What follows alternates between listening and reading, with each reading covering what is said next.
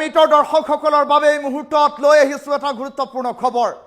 কংগ্ৰেছে কৰি যোৱা ভুলৰ বাবে আজিৰ দিনটোত সংখ্যালঘু জনতাই পুছবেক উচ্ছেদৰ দৰে হাৰাশাস্তিৰ সন্মুখীন হ'বলগীয়া হৈছে।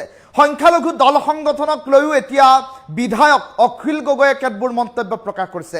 এতিয়া সংখ্যালঘুৰ ত্ৰাণকৰ্তাৰ ওপৰত ওলাই অখিল গগৈয়ে কেতবোৰ মন্তব্য কৰা পৰিলক্ষিত হৈছে।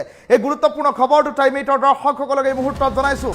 উচ্ছেদিত লোকক সাৱটি ধৰি হুক হুকাই কান্দি উঠিল অখিল গগৈ। বেদখলকাৰীৰ ত্ৰাণকৰ্তাৰ ৰূপত এতিয়া থিয় দিছে শিৱসাগৰৰ বিধায়ক অখিল গগৈ। একমাত্ৰ কংগ্ৰেছৰ দুখৰ বাবে আজি সংখ্যালঘুসকলৰ দুখ দুৰ্দশা আৰম্ভ হৈছে। দেশৰ ৭৮ বছৰীয়া শাসনত কংগ্ৰেছে ৬০ বছৰতকৈও অধিক দিন শাসন কৰিলে, কিন্তু কংগ্ৰেছে কোনোদিনে সংখ্যালঘু লোকসকলৰ বাবে একো এটা কাম নকৰিলে। তেওঁলোকক মাটিৰ পট্টাও নিদিলে কংগ্ৰেছে। দীঘলীয়া সময় শাসনৰ অন্তত কংগ্ৰেছে কিন্তু কেৱল ঠগ আৰু প্ৰবঞ্চনাই কৰিলে সংখ্যালঘুৰ ওপৰত। তেওঁলোকৰ ডি ভোটাৰৰ সমস্যাও জটিল কৰি তুলিলে কংগ্ৰেছে, আৰু কংগ্ৰেছে কৰা ভুলৰ বাবেই বিজেপিয়ে এতিয়া সুযোগ লৈছে সংখ্যালঘুৰ ওপৰত হাৰাশাস্তি বিজেপি চৰকাৰে আৰম্ভ কৰিছে। আৰু এই সুযোগ কেৱল আৰু কেৱল কংগ্ৰেছে আনি দিলে সংখ্যালঘুৰ ওপৰত অত্যাচাৰ কৰিবৰ বাবে।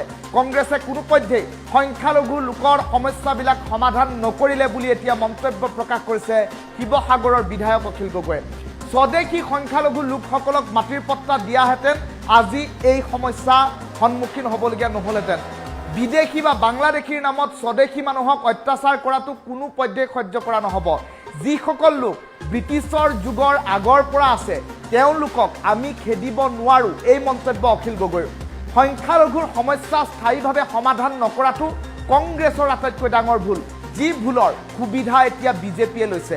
সংখ্যালঘুৰ নিৰাপত্তাৰ বাবে ঐক্যবদ্ধ হ'ব লাগিব সংখ্যালঘু দল সংগঠন। উচ্ছেদস্থলীত উপস্থিত হৈ কংগ্ৰেছক তীব্ৰ আক্ৰমণ কৰিলে শিৱসাগৰৰ বিধায়ক অখিল গগৈয়ে। এই মুহূৰ্তৰ এটা গুৰুত্বপূৰ্ণ খবৰ টাইম এইটৰ দৰ্শকসকলক জনাই আছোঁ। আজিৰ দিনটোত দেখিবলৈ পোৱা গৈছে সৰ্ববৃহৎ উচ্ছেদ অভিযান ধুবুৰী জিলাত আৰম্ভ হৈছে। চাপৰৰ বিভিন্ন প্ৰান্তত এতিয়া ঘৰ দুৱাৰসমূহত চলিছে বুলডোজাৰ, আৰু পুৱাৰ ভাগৰ পৰাই কেতবোৰ অনাকাংক্ষিত ঘটনা সংঘটিত হৈছে। আৰু তাৰ পাছতে আজিৰ দিনটোত উপস্থিত হৈছিল শিৱসাগৰৰ বিধায়ক অখিল গগৈ। শিৱসাগৰৰ বিধায়ক অখিল গগৈ উপস্থিত হৈ ইতিমধ্যে উচ্ছেদিতৰ বুজ লৈছে, উচ্ছেদিতৰ কাষত থিয় হৈছে, আৰু উচ্ছেদিতক সাৱটি ধৰি হুক হুকাই কান্দি উঠিছে অখিল গগৈয়ে। আৰু তাৰ পাছতে দেখিবলৈ পোৱা গৈছে অখিল গগৈয়ে সংবাদ মাধ্যমৰ সন্মুখত প্ৰতিক্ৰিয়া ব্যক্ত কৰিছে। অখিল গগৈয়ে মন্তব্য প্ৰকাশ কৰিছে যে কংগ্ৰেছে কৰি যোৱা ভুলৰ বাবেই অসমত সংখ্যালঘুৰ আজি এই দুৰ্দশা, আৰু যদিহে কংগ্ৰেছে সময়ত স্বদেশী সংখ্যালঘু নাগৰিকক ভূমিৰ পট্টা দিলেহেঁতেন তেতিয়া আজিৰ এই দিন দেখিবলগীয়া নহ'লহেঁতেন। কংগ্ৰেছে ভুল কৰি যোৱাৰ বাবে এতিয়া বিজেপিয়ে সুবিধা লৈছে, আৰু তাৰ পাছত সংখ্যালঘু জনতাৰ ওপৰত এতিয়া হাৰাশাস্তি দুৰ্দশাৰ দৰে এখন ছবি দেখিবলৈ পোৱা গৈছে। আজিৰ দিনটোৰ উচ্ছেদৰ মাজতেই কন্দা কটাৰ দৃশ্যাংশ টাইম এইটৰ দৰ্শকসকলক এই মুহূৰ্তত দেখুৱাই আছোঁ। যি দৃশ্যাংশই স্বাভাৱিকতেই দেখিবলৈ পোৱা গৈছে বিষয়টোক লৈ এক প্ৰকাৰ চৰ্চাৰ সৃষ্টি কৰা পৰিলক্ষিত হৈছে। ৰাইজৰ দলৰ সভাপতি তথা শিৱসাগৰৰ বিধায়ক অখিল গগৈয়ে বিষয়টোক লৈ এতিয়া মাত মাতিছে। বেদখলকাৰী ত্ৰাণকৰ্তাৰ ৰূপত থিয় হৈ অখিল গগৈয়ে কেতবোৰ মন্তব্য প্ৰকাশ কৰিছে। একমাত্ৰ কংগ্ৰেছৰ দুখৰ বাবে আজি সংখ্যালঘুৰ এই দুখ দুৰ্দশা বুলি উল্লেখ কৰিছে। কংগ্ৰেছে কোনোদিনে সংখ্যালঘুৰ হৈ মাত নামাতিলে, সংখ্যালঘুক কোনো ধৰণৰ সুবিধা কৰি নিদিলে, আৰু যাৰ সুবিধা যাৰ সুযোগ এতিয়া গ্ৰহণ কৰিছে বিজেপি চৰকাৰে, আৰু বিজেপি এই সুবিধা গ্ৰহণ কৰি সংখ্যালঘুৰ ওপৰত অত্যাচাৰ আৰম্ভ কৰিছে। টাইম এইটৰ দৰ্শকসকলক এই মুহূৰ্তত বিধায়ক অখিল গগৈৰ মন্তব্যটো শুনাই লৈছোঁ। চৰকাৰৰ দিনতে সংখ্যালঘু মানুহবিলাক, যিবিলাক মানুহ স্বদেশী, যিবিলাক মানুহ 1971 চনৰ আগত অহা বা ব্ৰিটিছৰ আগতে অহা যিবিলাক মানুহ আছিলে তেওঁলোকক পট্টা দি দিয়া উচিত আছিলে। যিবিলাক মানুহ স্বদেশী, যিবিলাক বিদেশী তেওঁলোকক একেবাৰে উচ্ছেদ কৰি বাংলাদেশলৈ পঠিয়াই দিয়া উচিত আছিলে।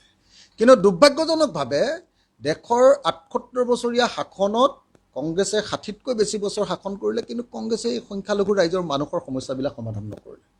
তেওঁলোকক পট্টাও নিদিলে, তেওঁলোকৰ ডি ভোটাৰৰ সমস্যা বৰং জটিল কৰি পেলালে। তেওঁলোকক বিদেশী সমস্যাটোৰ প্ৰকৃত বিদেশীবিলাকক চিনাক্তকৰণ কৰি তেওঁলোকক খেদাই বাকীবিলাক সকলৰ কোনো সমস্যাকে স্থায়ীভাৱে সমাধান নকৰি আজি বিজেপিৰ হাতত মাৰ খাবৰ কাৰণে তুলি দিয়াটো কংগ্ৰেছৰো এটা দুৰ্বলতা। মই ভাবোঁ যে সেইকাৰণে আমি বিকল্প কথাবিলাক চিন্তা কৰিব লাগিব সংখ্যালঘু ৰাইজে, আৰু সংখ্যালঘু ৰাইজে নিজকে নিৰাপদ কৰিবৰ কাৰণে সংখ্যালঘু ৰাইজে ঐক্যবদ্ধ হৈ সংখ্যালঘু জাতীয় সংগঠনবিলাক, সংখ্যালঘু ৰাইজ আটাইবিলাকে অসমৰ গণতান্ত্ৰিক ৰাইজক লগত লৈ এই চৰকাৰৰ বিৰুদ্ধে প্ৰতিবাদ সাব্যস্ত কৰিব লাগিব। এই চৰকাৰক এনেকৈ অন্যায়কে বিধায়ক অখিল গগৈৰ মন্তব্য, শিৱসাগৰৰ বিধায়ক অখিল গগৈ ইতিমধ্যে এই সন্দৰ্ভত কৰিছে মন্তব্য। দেশৰ ৭৮ বছৰীয়া শাসনত কংগ্ৰেছে ৬০ বছৰতকৈ অধিক কাল শাসন কৰিছে, কিন্তু কংগ্ৰেছৰ ভুলৰ বাবে আজি বিজেপিয়ে এই উচ্ছেদ কৰিবলৈ সুবিধা পাইছে, আৰু কংগ্ৰেছে এই সুবিধা কৰি দিয়াৰ বাবে বিজেপিয়ে বুলডোজাৰ চলাব পাৰিছে, আৰু সংখ্যালঘু জনতাৰ এয়া এক প্ৰকাৰ ক্ষোভৰ বহিঃপ্ৰকাশ বুলিও উল্লেখ কৰা পৰিলক্ষিত হ'ল। এটা ডাঙৰ খবৰ টাইম মিটৰ দৰ্শকসকলক জনাইছোঁ, কিয়নো আজিৰ দিনটোত চলিছে ধুবুৰীত এক প্ৰকাৰ অসমৰ ইতিহাসৰ সৰ্ববৃহৎ উচ্ছেদ অভিযান, আৰু এই উচ্ছেদ অভিযানক লৈ সম্প্ৰতি দেখিবলৈ পোৱা গৈছে বিষয়টোক লৈ ৰাজ্যজুৰি প্ৰতিক্ৰিয়া অব্যাহত আছে। চৰকাৰে তাপবিদ্যুৎ প্ৰকল্পৰ বাবে এতিয়া ভূমি অধিগ্ৰহণ কৰিবৰ বাবে, চৰকাৰী ভূমি দখল কৰিবৰ বাবে ইতিমধ্যে ব্যৱস্থা হাতত লৈছে, আৰু তাৰ মাজতে দেখিবলৈ পোৱা গৈছে আজি উচ্ছেদস্থলীত এক প্ৰকাৰ কান্দোনৰ ৰোল। সংখ্যালঘু জনতাই চকু পানী টুকিবলগীয়া পৰিৱেশৰ উদ্ভৱ হৈছে, আৰু এওঁলোকক ভূমিৰ পৰা উচ্ছেদ কৰি দিয়া কাৰ্যক কোনো কাৰণতে সমৰ্থন জনোৱা নাই শিৱসাগৰৰ বিধায়ক অখিল গগৈয়ে। শিৱসাগৰৰ বিধায়ক অখিল গগৈয়ে মন্তব্য প্ৰকাশ কৰিছে যে এওঁলোকক 1971 আগত অহা অথবা ব্ৰিটিছৰ দিনৰ পৰা আগতে অহা লোকসকলক মাটিৰ পট্টা দি দিব লাগিছিল, কিন্তু স্বদেশী সংখ্যালঘু হোৱাৰ বাবে স্বদেশী নাগৰিকক কেতিয়া এনেধৰণৰ হাৰাশাস্তি কৰাৰ বাবে এই কাৰ্য কোনো কাৰণতে মানি ল'ব নালাগে। ঐক্যবদ্ধ হওক সংখ্যালঘু জনতা, ঐক্যবদ্ধ হওক সংখ্যালঘু দল সংগঠন, এই আহ্বান শিৱসাগৰৰ বিধায়ক তথা ৰাইজৰ দলৰ সভাপতি অখিল গগৈ। অখিল গগৈ আজিৰ দিনটোত উপস্থিত হোৱাৰ পাছতে আৰক্ষীৰ হাতত আটক হ'বলগীয়া পৰিস্থিতিও উদ্ভৱ হৈছিল, আৰু তাৰ পাছতে সম্প্ৰতি দেখিবলৈ পোৱা গৈছে ধুবুৰীৰ পৰিস্থিতি কিন্তু এই পৰ্যন্ত ক্ষান্ত হোৱা নাই। তেনে পৰিপ্ৰেক্ষিতত ধুবুৰীত উপস্থিত হৈ সাংবাদিকৰ কেমেৰাৰ সন্মুখত অখিল গগৈ নিজৰ ক্ষোভৰ বহিঃপ্ৰকাশ কৰা পৰিলক্ষিত হ'ল। অখিল গগৈ মন্তব্য প্ৰকাশ কৰি উল্লেখ কৰিলে যে এয়া কেৱল আৰু কেৱল কংগ্ৰেছে কৰি থৈ যোৱা ভুলৰ বাবে বিজেপিয়ে এইসমূহ কাম কৰিব পাৰিছে বুলি কৰিছে মন্তব্য, আৰু কংগ্ৰেছে ভুল কৰি থৈ যোৱাৰ বাবে এতিয়া বিজেপিয়ে তাৰ সুবিধা লৈছে। সংখ্যালঘু জনতাৰ ওপৰত হাৰাশাস্তি অত্যাচাৰৰ দৰে ঘটনা এতিয়া ক্ৰমাগতভাৱে ৰাজ্যখনৰ প্ৰতিটো প্ৰান্তত বৃদ্ধি পাইছে। যদি 1971 অথবা ব্ৰিটিছৰ যুগতে অহা সংখ্যালঘু জনতাক যদি ভূমিৰ পট্টা প্ৰদান কৰি দিয়া হ'লহেঁতেন, তেতিয়া হয়তো আজি এই সমস্যাৰ সন্মুখীন এই দুৰ্দশাৰ ছবিখন দেখিব নালাগিলহেঁতেন ধুবুৰীবাসী জনতাই। যিসকল লোক বিদেশী তেওঁলোকক বাংলাদেশলৈ পঠিয়াই দিয়ক, এই কথাও সুস্পষ্টকৈ উল্লেখ কৰিছে অখিল গগৈ, কিন্তু স্বদেশী নাগৰিকৰ ওপৰত বিদেশীৰ কলংকৰ বোজা জাপি দি এতিয়া বাৰম্বাৰ তেওঁলোকৰ ওপৰত কৰা অত্যাচাৰ কোনো কাৰণত অখিল গগৈয়ে মানি নলয়, আৰু তাৰ বিৰুদ্ধাচৰণ কৰি প্ৰতিবাদ পৰ্যন্ত সাব্যস্ত কৰিব। সংখ্যালঘু জনতাক একত্ৰিত হ'বলৈ আহ্বান জনালে, সংখ্যালঘু দল সংগঠনেও এই সন্দৰ্ভত এক হ'বলৈ আহ্বান জনালে অখিল গগৈ, আৰু সমান্তৰালকৈ উচ্ছেদিত জনতাক সাৱটি ধৰি হুক হুকাই কান্দি উঠিল অখিল গগৈ। এই মুহূৰ্তৰ এটা গুৰুত্বপূৰ্ণ খবৰ টাইম মিটৰ দৰ্শকসকলক জনাই আছোঁ, কিয়নো দেখিবলৈ পোৱা গৈছে একমাত্ৰ কংগ্ৰেছক দোষাৰোপ কৰি আজিৰ দিনটোত অখিল গগৈ এক প্ৰকাৰ খঙত অগ্নিশৰ্মা হৈ পৰা দেখিবলৈ পোৱা গ'ল। কংগ্ৰেছে কৰি থৈ যোৱা ভুলৰ বাবে, কিয়নো শেহতীয়া ৭৮ বছৰীয়া যি ভাৰতৰ শাসনকাল, এই শাসনকালৰ ভিতৰত কংগ্ৰেছে অধিক কাল সময় শাসনৰ বাঘজৰি ধৰি আছে অসমত, আৰু তেনে পৰিপ্ৰেক্ষিতত ৬০ বছৰ জোৰা এই শাসন প্ৰক্ৰিয়াৰ ভিতৰত কংগ্ৰেছে কিন্তু সংখ্যালঘু জনতাৰ বাবে তিলমাত্ৰ কামো নকৰিলে। তেনে পৰিপ্ৰেক্ষিতত কংগ্ৰেছে কৰি থৈ যোৱা এই ভুলৰ বাবে সুবিধা পাইছে এতিয়া নতুন বিজেপি চৰকাৰখনে, আৰু বিজেপি চৰকাৰখনে এই সুবিধা লাভ কৰাৰ পাছতেই কংগ্ৰেছৰ ভুলৰ বাবে এতিয়া এইসকল লোকক উচ্ছেদ চলাইছে। বাংলাদেশীৰ নামত তেওঁলোকক পুছবেক কৰা হৈছে, নিশাৰ ভিতৰতে তেওঁলোকক নটিচ প্ৰেৰণ কৰি পুৱাৰ ভাগত বুলডোজাৰ চলাই দিয়া হৈছে, আৰু এনেধৰণৰ বিভিন্ন হাৰাশাস্তিৰ সন্মুখীন এতিয়া এইসকল সংখ্যালঘু জনতা হ'বলগীয়া হৈছে। আৰু হাৰাশাস্তিৰ সন্মুখীন হ'বলগীয়া এইসকল সংখ্যালঘু জনতাৰ বাবে এতিয়া ৰাইজৰ দলৰ সভাপতি তথা শিৱসাগৰৰ বিধায়ক অখিল গগৈয়ে কেতবোৰ মন্তব্য প্ৰকাশ কৰিছে, যি মন্তব্যক লৈ সম্প্ৰতি দেখিবলৈ পোৱা গৈছে বিষয়টোক লৈ এতিয়া চৰ্চা আৰম্ভ হৈছে, আৰু তাৰ মাজতে ৰাইজৰ দলৰ সভাপতি তথা শিৱসাগৰৰ বিধায়ক অখিল গগৈয়ে কংগ্ৰেছক তোলা ধুনা দিয়া মন্তব্যটো পুনৰবাৰ শুনাই লৈছোঁ। চৰকাৰৰ দিনতে সংখ্যালঘু মানুহবিলাক যিবিলাক মানুহ স্বদেশী, যিবিলাক মানুহ 1971 চনৰ আগত অহা বা ব্ৰিটিছৰ আগতে অহা যিবিলাক মানুহ আছিলে তেওঁলোকক পট্টা দি দিয়া উচিত আছিলে।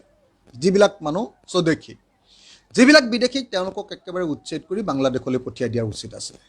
কিন্তু দুৰ্ভাগ্যজনকভাৱে দেশৰ 78 বছৰীয়া শাসনত কংগ্ৰেছে 60তকৈ বেছি বছৰ শাসন কৰিলে, কিন্তু কংগ্ৰেছে এই সংখ্যালঘু ৰাইজৰ মানুহৰ সমস্যাবিলাক সমাধান নকৰিলে। তেওঁলোকক পট্টাও নিদিলে, তেওঁলোকৰ ডি ভোটাৰৰ সমস্যা বৰং জটিল কৰি পেলালে, তেওঁলোকক বিদেশী সমস্যাটোৰ প্ৰকৃত বিদেশীবিলাকক চিনাক্তকৰণ কৰি তেওঁলোকক খেদাই বাকীবিলাকক ৰক্ষণাবেক্ষণ দিয়া, সুৰক্ষিত কৰাৰ ব্যৱস্থাও কংগ্ৰেছে নকৰিলে। সেই সুৰক্ষাৰ ব্যৱস্থা নকৰাৰ কাৰণে আজি কি কৰিছে বিজেপিয়ে তাৰ সুযোগ লৈছে। বিজেপিয়ে তাৰ সুযোগ লৈছে। এই সুযোগটো আনি দিলে কংগ্ৰেছে, কাৰণ কংগ্ৰেছে কোনোপধ্যে সংখ্যালঘু ৰাইজৰ এই সমস্যাবিলাক সমাধান নকৰিলে। সংখ্যালঘু ৰাইজক যদি মাটিৰ পট্টা দি থ'লেহেঁতেন, যিসকল স্বদেশী, আকৌ দেই মই বাৰম্বাৰ কৈছোঁ, বিদেশীৰ পক্ষত আমি কোনোপধ্যে নাই, বিদেশীক অসমৰ পৰা খেদিব লাগিব।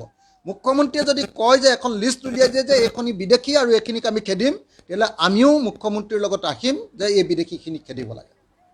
কিন্তু এতিয়া স্বদেশী মানুহৰ ওপৰত অকল সংখ্যালঘু বা মুছলমান বুলি আক্ৰমণ কৰি থাকিলেতো কেতিয়াও সমৰ্থন দিব নোৱাৰোঁ।